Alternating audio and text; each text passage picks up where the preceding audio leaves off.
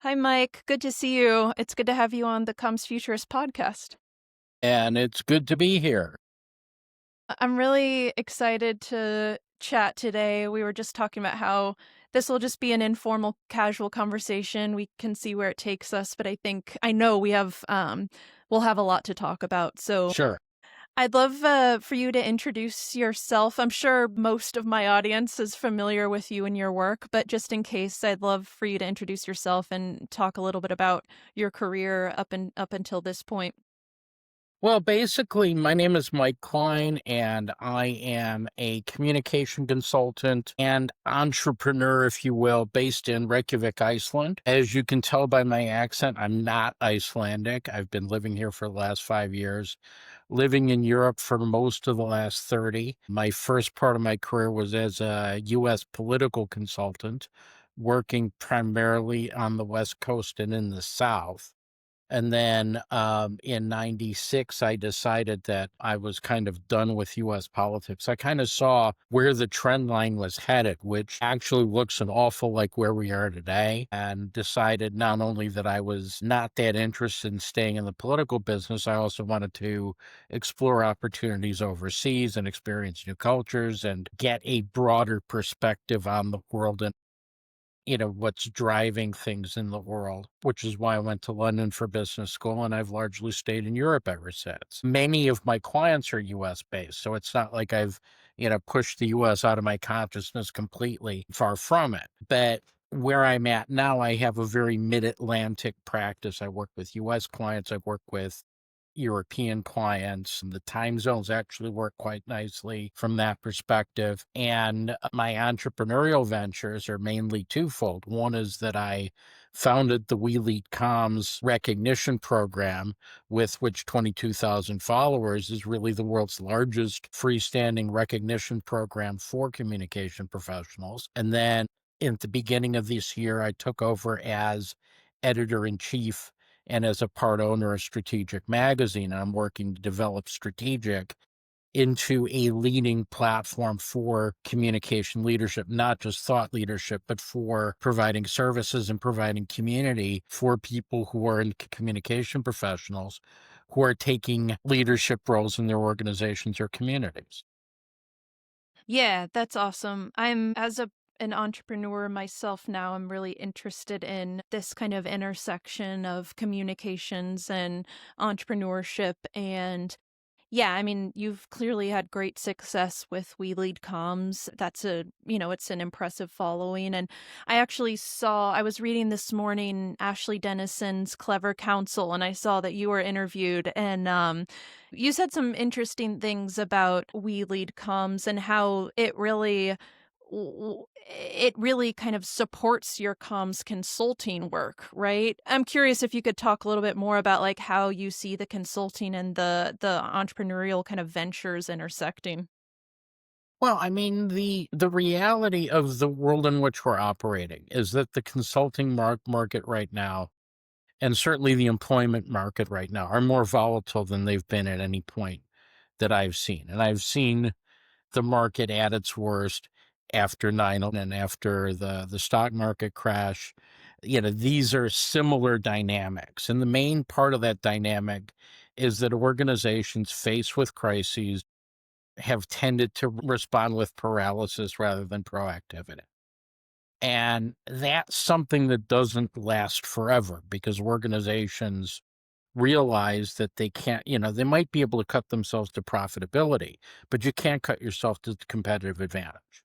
At some point, you've got to do something that says, okay, we need to establish a place for ourselves that's ahead of the rest of the market. And so that requires some degree of investment, whether it's in creativity, innovation, marketing, or some other thing to differentiate it. Otherwise, there's just a pressure towards commoditization and inertia.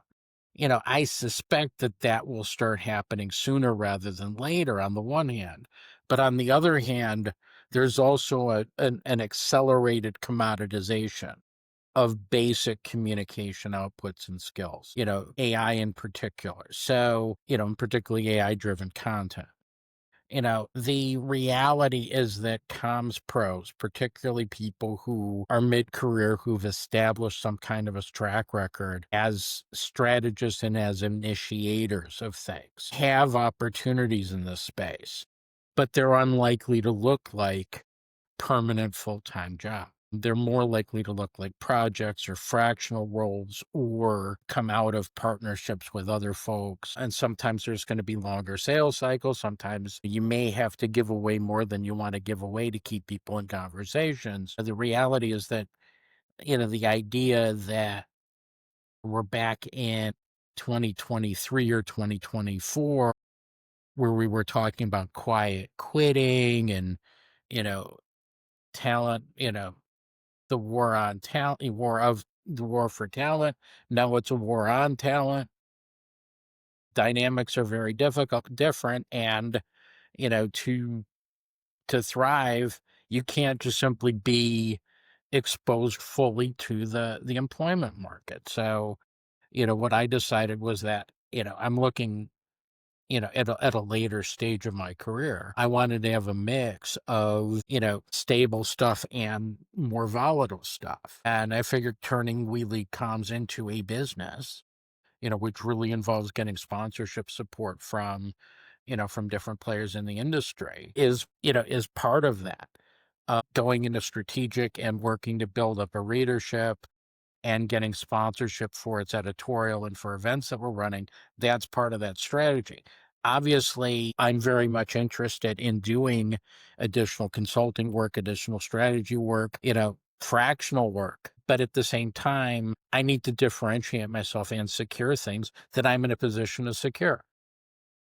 Yeah, I relate to that deeply, and, I don't know if I told you last time, but I really kind of look to you as a role model around how you can differentiate, I mean, truly, because, I I see a lot of really talented comms professionals who I think have the ability to build these really strong, what I've seen called, like, portfolio careers. I don't know if that term resonates with you, but that's kinda how I Sure. think about it, right?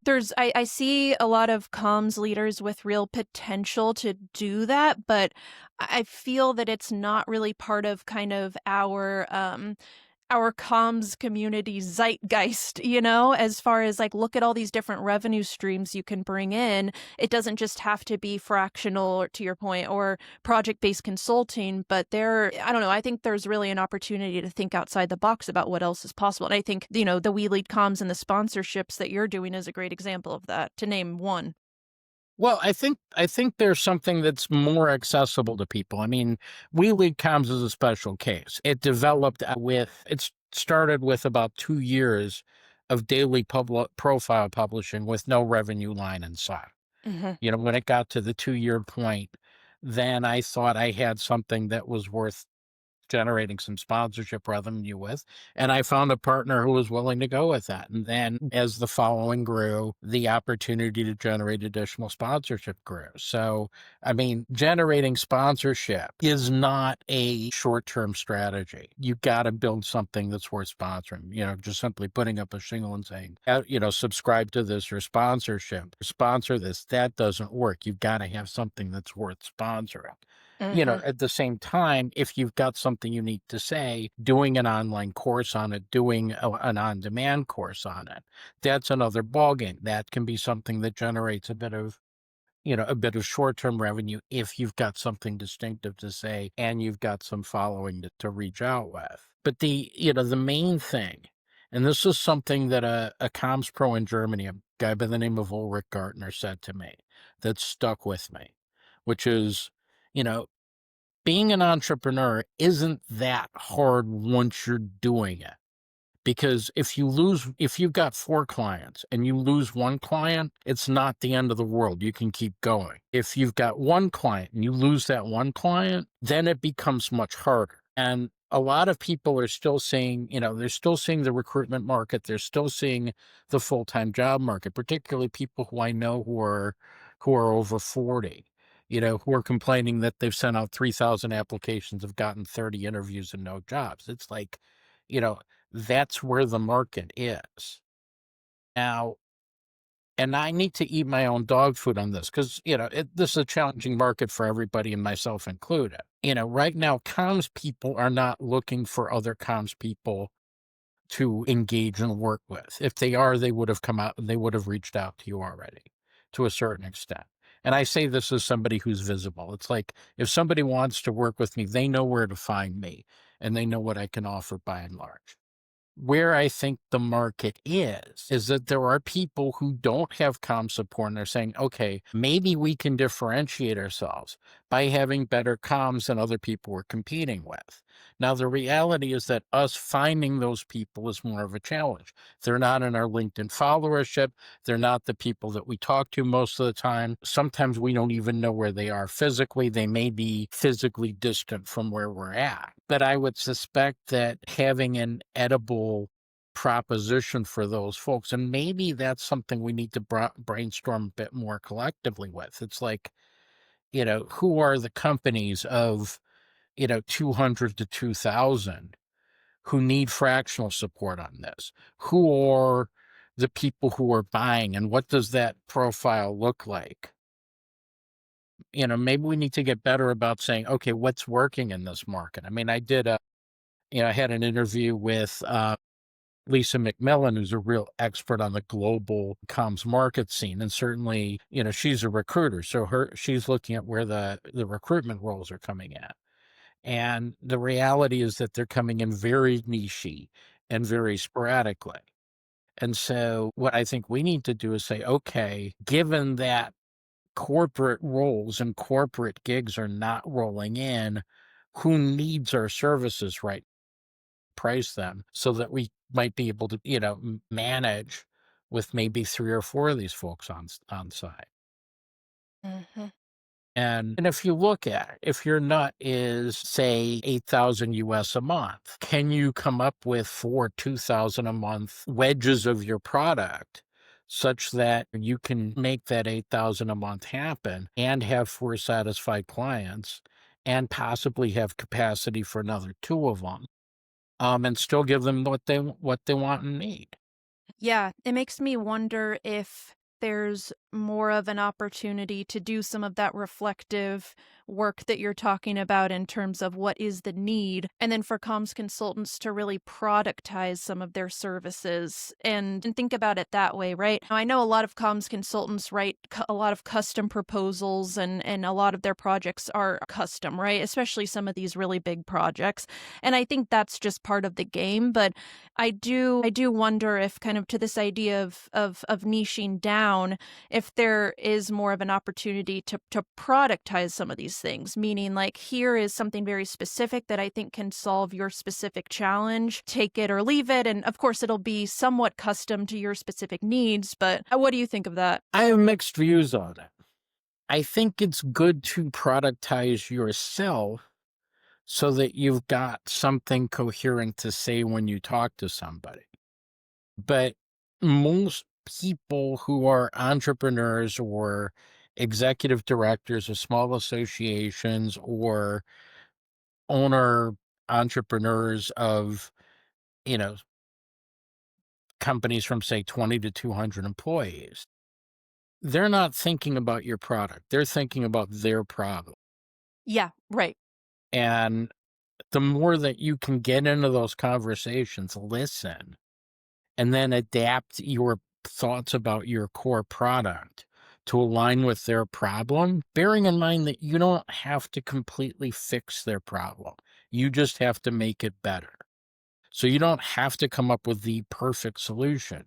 So long as you produce a solution that A makes it better and B makes it better to the extent that it's worth more than what they're paying you. Mhm.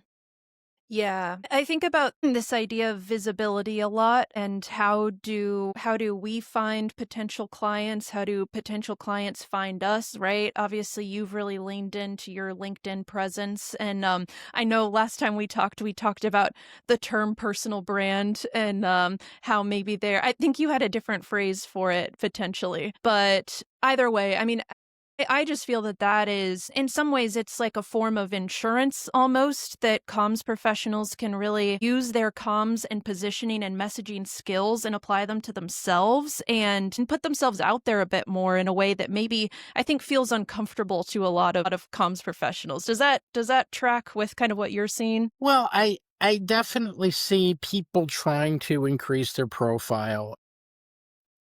I think part of it is that, there are some idiosyncrasies with the LinkedIn algorithm, which kind of points you towards your own following the more that you do this. So there's a certain kind of gymnastics that you have to go through. And no one's really nailed this. I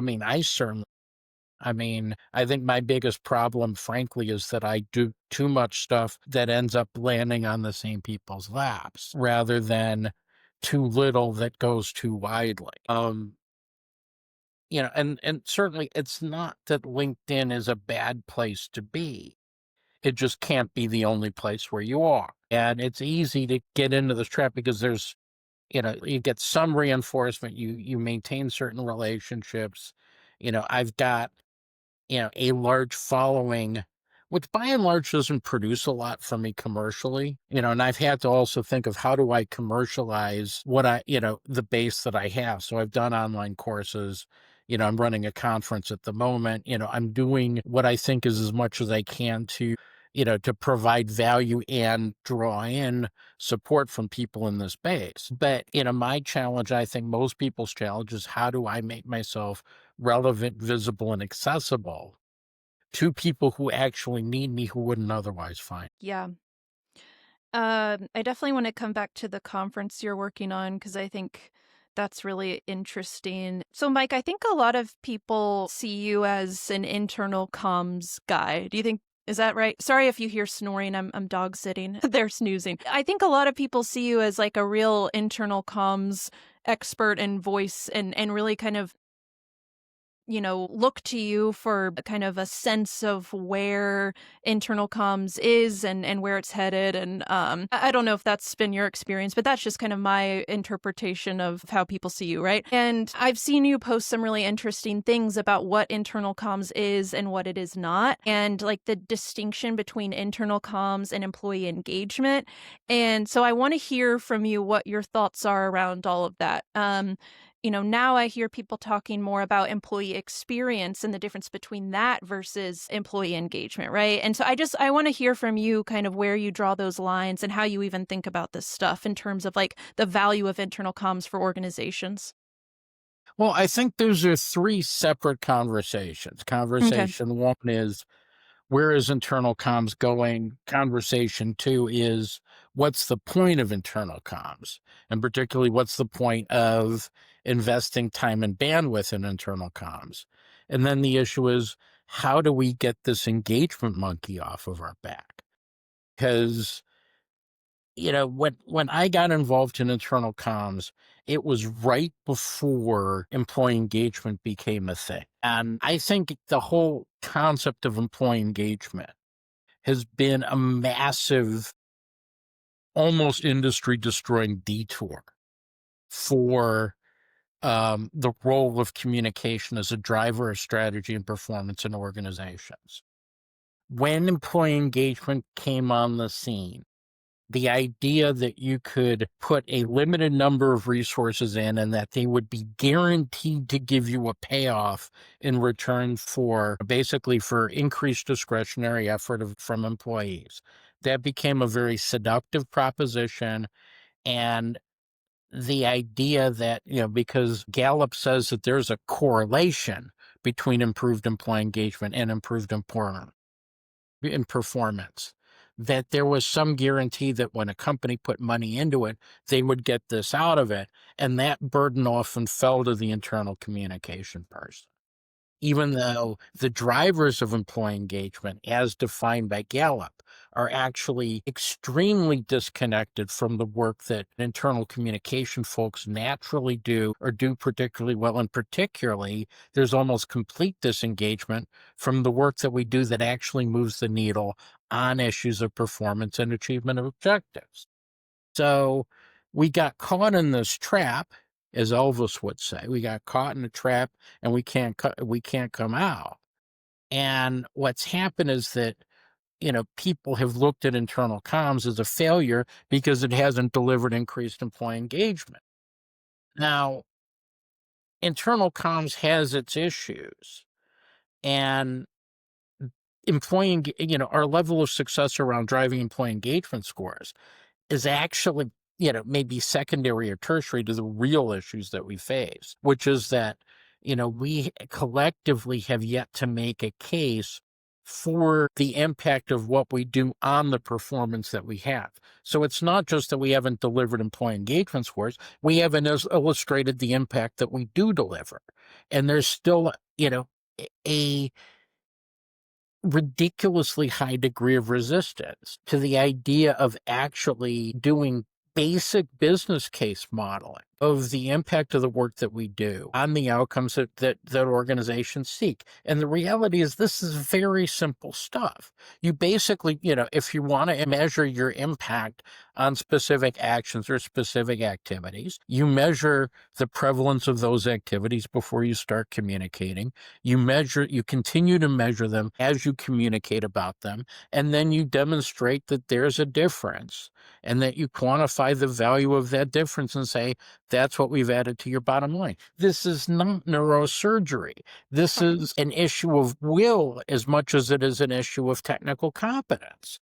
And what I've seen, and this I think is the biggest problem in internal communication. And it shows up in many different ways, but it shows up at basically the same approach, which is this idea that internal communicators are supposed to help employees, supposed to protect employees, and stand up for employees. And that's what our job is. In fact, that's not what our job is. Our job is to measurably improve the performance of the organizations that we work with. Period. Now, we improve that performance by making sure that employee viewpoints are taken into consideration when decisions are made and in the implementation of those decisions. That's how we do that. But we're not doing this to be the friend of the employees. We're doing this to help really help close the gap between what management needs and what employees are empowered and capable of delivering. Now, the fact that so many internal comms people resist this conversation, want to default to well-being or want to default to channels or want to default to writing, that's not helpful to those of us who are actually trying to move things forward. And to a certain extent, the arrival of AI on the scene to accelerate the commoditization of a lot of that work isn't necessarily an unhelpful development. Um, it is a development that will separate out those who have initiative and those who want to shift things, and those who are willing to do what it takes to demonstrate what they shift, versus those who want to produce things or those who want to make people feel better. What is that resistance about? What is your theory for why there is such resistance to really focusing on the connection between internal comms and business outcomes? I think it has a lot to do with the makeup of the profession. Okay. If you were to carve the internal comms profession, and I use the term profession loosely, Mhm. there's four basic groups. There are people who are, business strategists who have landed in communication. I put that maybe at about 2 or 3%. There are people who are communication strategists who've landed in business and who, kind of see the relationship between what we do from a communication standpoint and how it can impact performance. I put that at maybe 10%, 12% for math's sake.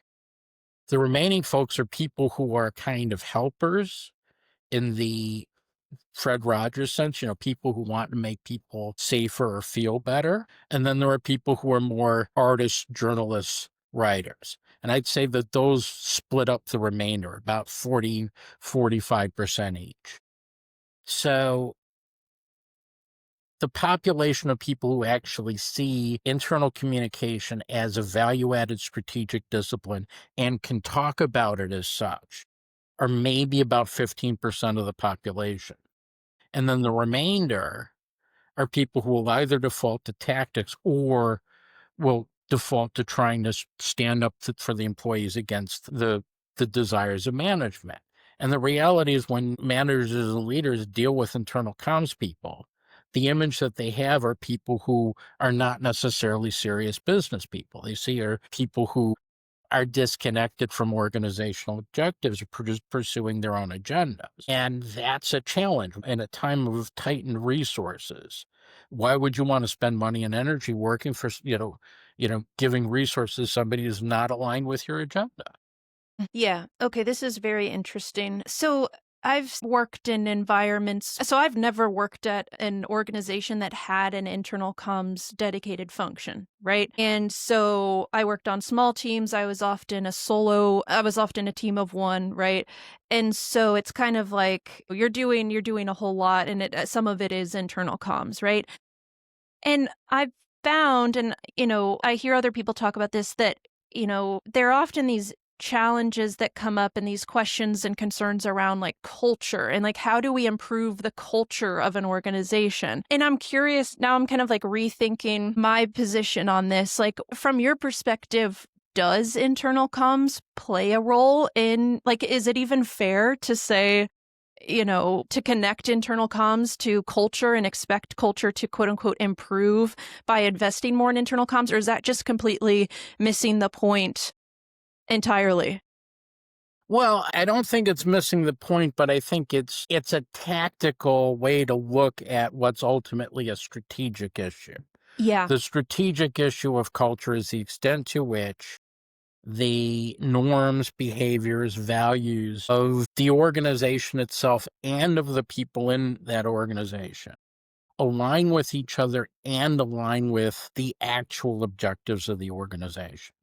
Now, I say actual objectives because there's often a gap between stated objectives and actual objectives. There's Yes. also a gap between stated values and actual values. And there's also a gap between stated activities and actual activities. The extent to which these gaps exist, to a certain extent, are your culture. And organizations, so that's one thing. Second is that organizations have a stated organizational structure as embodied by the org chart and as enforced by the HR department that doesn't align with the reality of how organizations operate. Yes. And this is one of the reasons why I push the idea of identifying, connecting, and mobilizing internal influencers, not as some kind of niche little project that you do alongside your employee engagement survey and all of the wonderful broadcast communication that you put out. This is actually the core of what you need to be doing, particularly going forward as it's becoming much easier to generate large quantities of commoditized content and distribute them with pinpoint accuracy, but without any degree of real understanding about who you're distributing. Yeah, yes. It makes me think I think a lot about the invisible work of communications professionals, and I'm realizing that maybe a more specific way to describe that, or one example of that invisible work, is the listening that internal comms people do, right? To your point, like the influencing, the connections that internal influencers, whether they are internal comms people or not, can build relationships with an organization and get a handle on kind of the vibes or the conversations or the energy happening within an organization. Does that resonate with you at all? We talk about this idea of invisible comms, right? It does, but the key thing is to pull that stuff out of the shadows to the maximum extent possible. Make it systematic, make it organized, make it visible, and make it actionable. You know, we kind of know who the influencers are, so to speak, but kind of knowing isn't a great way to demonstrate your credibility to senior management. Being able to elicit a list of the 20 or of the really the 5 to 10% of your people, even the 3% of your people who drive 90% of the conversations, which is a relatively easy thing to do. I sell this as a service. You know, it's actually something that I can train you to do in about an hour. Yeah, there's some mechanical issues, but by and large, the basic theory and being able to do this is something I can train you to do in an hour. But it's like, oh my God, we're scared about privacy, or oh my God, this is too radical for us, or more precisely, oh my God, the middle managers are going to realize how, the company's going to realize how disconnected its middle managers actually are. That the middle managers say, oh no, I can't do this, it treads on my territory. Yeah, it exposes why you shouldn't have territory, but that's another side of that's Yeah. another side of this. Yeah. And, and I know we're kind of jumping between topics, but, something that's come up very recently is a lot of the hand-wringing that's going on about organizations calling them middle management ranks. Mhm. And he was saying, "Oh my God, they're, these middle managers, they're such essential communicators, they're essential to what we do." And, and it's tragic that we're getting rid of all of them. And it's like, you know, I don't think it's that tragic from a systematic or cultural or, employment sense. I certainly don't think it's tragic from a communication sense. Hmm. A lot of the obstruction, a lot of the resistance, a lot of the selective filtration that goes on in organizations is done by middle managers who are trying to protect their power and positions. And you know, a lot of change initiatives, a lot of, really deep organizational work often dies in the middle of organizations because middle management is incapable or unwilling to engage with and constructively embrace that change. And, change is going to be more rapid, it's going to be more challenging, it's going to be more difficult. And without this built-in resistance, but when I saw a statistic that said the average number of employees under a middle manager going from 3 to 6, it's like, you know, that doesn't sound particularly onerous, particularly if you can take some of the communication pressure off the managers. I Yeah. mean, there's a lot of research. There's been a lot of research in the communication world. It said that managers are the preferred source of information. But they're not the preferred source for every bit of information. Far from it. Do you need them to recite the canteen menu every morning? Do you need to have them, you know, take people through an 8 slide deck that you can do a video of your CEO doing? And then, because in fact, sometimes when you depend on managers to deliver rote communication from above, you're actually doing a major disservice to your manager and you're doing disservice to the communication. Because when you give somebody a slide deck and you don't give them the or her guidance on how to address the resistance that that slide deck provokes, you either leave that person exposed or you leave that person to speculate from their own perspective. Yeah. Yes. And it's not that we don't need to engage line managers as communication channels, but we need to be extremely selective about how we do that. Yeah.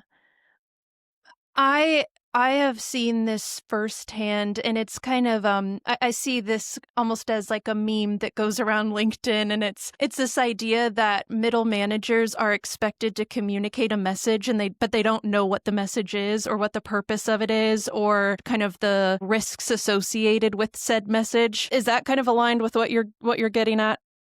That's part of it. Yeah. So, I mean, you've got two major dimensions when you use managers as a cascading channel. A, you can outstrip their ability to reinforce them and provide sufficient reassurance about the message, either about the seriousness of the message or about, the extent to, the extremity of the nature of the message, for lack of a better term. The second bit is the extent to which the message conflicts with the manager's agenda. you can have a manager say diversity is an important value to this corporation, or that manager can say diversity is an important matter to this organization. Same exact word, but the message is completely altered by the way it's delivered, Yes, diluted in a lot of ways. diluted, or even overtly sabotaged Yeah. in the somewhat extreme case that I was mimicking. Mhm. Mike, I've heard you described as a disruptor. I in like a very positive way, and I can see why that is because I feel that you have made these observations based on your experience and you feel deeply about like what's um where the opportunities for growth are, right? Do you think of yourself that way? And like is that something you lean into? Because I just feel like you talk about things in a way that a lot of people don't. Well, a lot of it has to do with frustration that I've had Yeah. in this space, because I think there's so much more that we can do to demonstrate our value and to deliver the value we can demonstrate. There's a lot we can do, but we end up in these cul-de-sacs around either leaders having very immature demands of our services that we don't have a really great way to refute. And then we find ourselves grumpy about having to put up these posters or do the slide deck or what have you.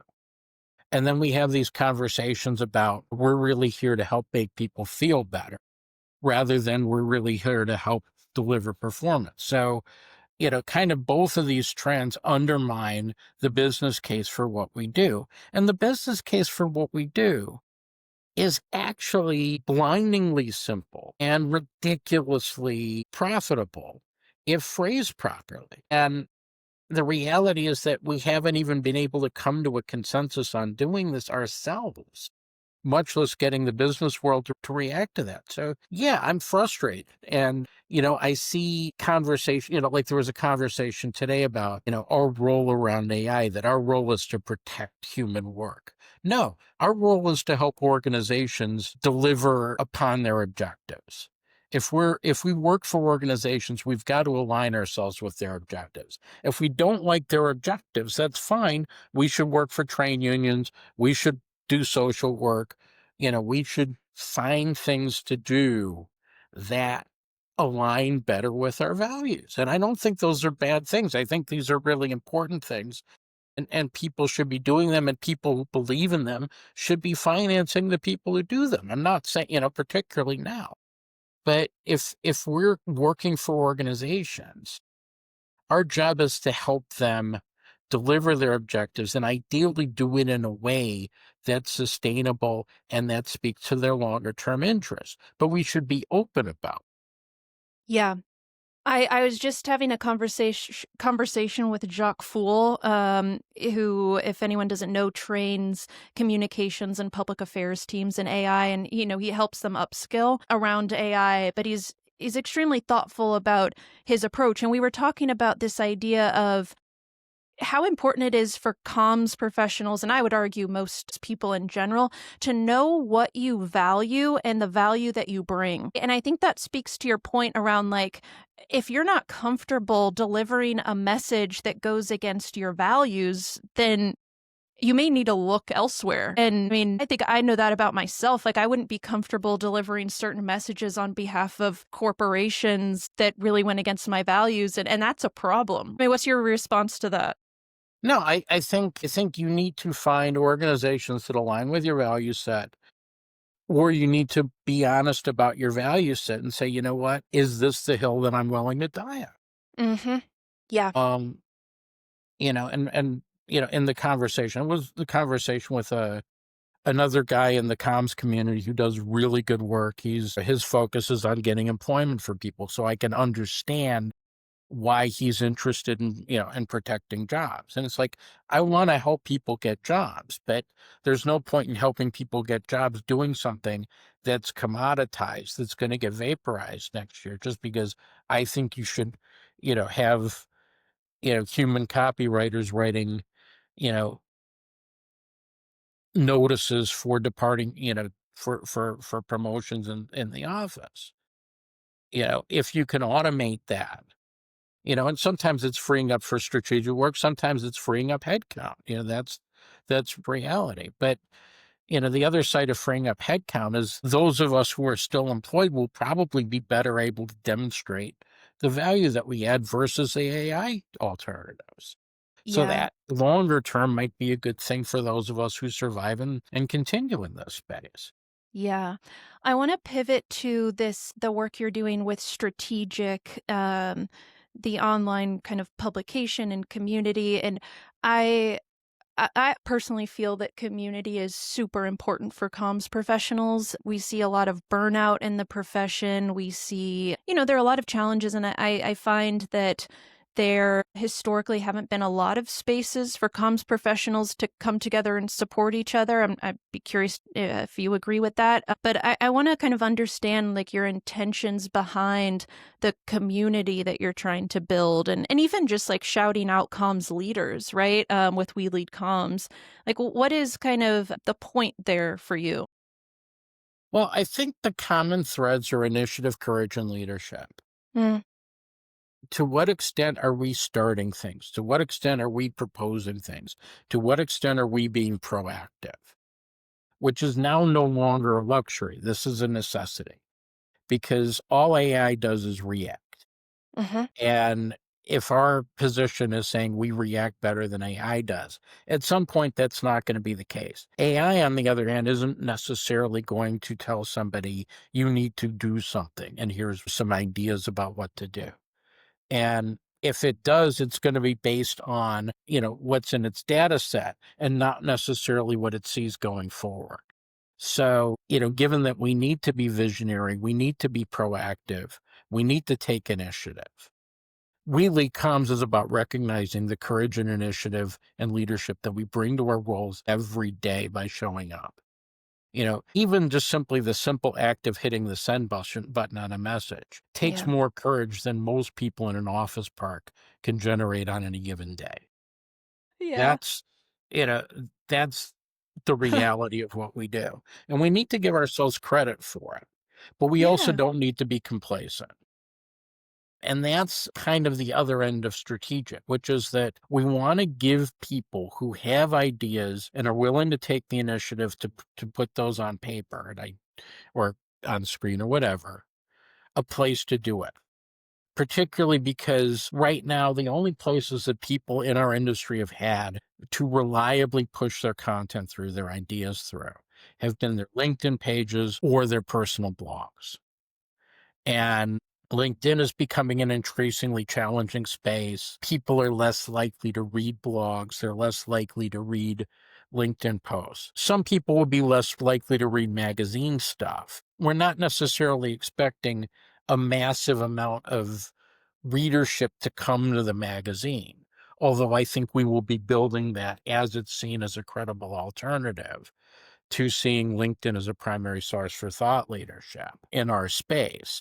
But I think the immediate value is if you've got ideas, if you've got something that you're proposing, if you've got something that you want to share with a prospect, a client, or a stakeholder, having a third party publication, a curated third party publication with largely unlimited capacity for publishing, that's a massive asset for the profession. And that's really what we aim to do is provide that asset to the profession and return draw people who are genuinely interested in what it's going to take to move us forward. So yeah, I would like, and Orly Clancy, who's my partner and who's the publisher on this, we would like to make this self-supporting, particularly with sponsor revenue. We prefer not to try to have to sell subscriptions to this because we want to be able to provide this as a platform where people can share their content outward. And really, the next year and a half or two, we'll see, can we create a viable business out of this that serves those objectives? yeah. I want to spend the next few minutes talking about kind of standing in your disruptor's shoes, right? Where you see the future of the profession going. Like, positive, negative, both. What keeps you up at night? What are you excited about? It can, AI related, not AI related. It's all kind of jumbled up anyway. What are your thoughts? What are you thinking about right now? Well, I mean, what keeps me up at night is really, how to generate the next bits of projects and revenue because, the usual resources for that have been fairly dry in recent months. So how do I break out of my own echo chamber? I mean, that's the biggest thing that keeps me up is how do I figure out how to break out of my own echo chamber? And how do I reach people who are genuinely in need of what I have to offer, whether it's businesses or whether it's people in the profession or whether it's, I've done a fair amount of work in the NGO space. Once that recovers a bit from, the USAID shock, there will likely be some resources to come out of that world as well. But it kind of reminds me of what I learned in business school about marketing that when you're in a recession or a downturn and you're a luxury brand, you keep pushing, you keep investing, you keep marketing. Because even if people can't buy Chivas Regal or a Hublot watch today, when they've got the money, you want to be what they want to spend it on when they've got it again. Yeah. So, for those of us who are in a position where we're not completely desperate for the next paycheck. We need to keep pushing. We need to keep moving forward. So that's one of the things that keeps me up at night, but it's also one of the things that gets me up in the morning. Mm, In terms of the future of the profession, there is going to be a shakeout. And the issue is whether the shakeout will favor those of us who see internal communication as a potential value driver and as something that produces relatively dramatic returns on relatively low investment, or whether we will even be pushed further down the road of being, helpers who try to make people feel better. yeah. And I don't think those are bad people. I don't think that they don't provide value. But I think the way in which we're seen is going to be crucial. If we're seen as highly cost effective, perhaps even disruptive investments, I think my life will be a lot easier. If we're seen as the medics who take care of the distressed employees, other people will benefit from that approach. So you know, I'm not shying away from the fact that I want internal comms to be seen as, a strategic value added spark of a profession. But I think it's still very much early days about whether that will finally win out or whether, the view that, we're here to stand up for employees will prevail. Yeah. I mean, you're clearly a champion of internal comms professionals, but you're being honest about what kind of framing is necessary to make sure we still have still have jobs, right? Well, make sure that we still have a profession. It might not be jobs that we have. Mm, It may be more consultancy, advisory, entrepreneurial, we may need to bake our knowledge into APIs. We may need to train people in an hour to do work that we might have been able to solve 100 hours of work. We may have to refigure out our pricing to yeah. make that sustainable. Yeah. And we haven't figured that. We haven't cracked that. We're not anywhere near cracking it. Hmm. But that's stuff that we need to crack. Yeah. Mike, can you talk for a moment about the conference you're hosting and, your intention with that and how people can find it and learn more? Well, it's a one-day unconference. It's taking place in Brussels on the 19th of September. We're kind of seeing it as a pilot to see whether the concept has some legs and could travel to other geographies. But the idea is fairly simple. There's no preset agenda. We have a facilitator. So we've got Natasha Plowman, who is prominent in PR circles in the UK. She's going to be facilitating the event. The idea is, we get, say, 60 people to this nice venue in Brussels that we've organized. We've charged about, 200, $250 for the tickets. So it's not a high dollar 1,500 buck experience. It's this covers the cost. This is not, nobody's making any great degree of money off of this. But the idea is to get people who care into a room and then over the course of a day, discuss, what we need to do as leaders in our organizations and communities to affect the trajectory of our organizations and communities and affect our own trajectories as a profession and as individuals in that profession about the impact that we have. And so we've got about 30 people coming already. These are people we've got in-house folks, we've got consultants, we've got people who are relatively new to the profession. We have some of the people who would be recognized names as top thought leaders and as top corporate communicators. And we're all going to we're going to send breakout sessions as equals, and we're going to create some new narratives about who we are and what we do. Yeah, very cool. Is the best place for people to find you on LinkedIn, would you say? Yeah, easiest place is for people to find me on LinkedIn. My LinkedIn tag is M Klein, MKLEIN 818. So if you pop that into the search tool, you will find me. If you look for We Lead Comms, hashtag We Lead Comms, you will also find me. If you're looking at Strategic.Global, you will also find me there. So I pride myself on being one of the most visible people in the profession, and I'm very easy to reach, and I tend to be fairly responsive. And, if you're somebody who, wants to make a difference in the profession, then I'm more than happy to chat with you. Yeah, that's great. I really appreciate your time, Mike, and I think you're a really very important voice in the comms community at large. And yeah, I just appreciate your honesty and kind of frankness about what's needed for both the people and the organizations to thrive. So yeah, thanks for that. I think it's really important. Pleasure. That's what I do. Yeah, definitely. All right.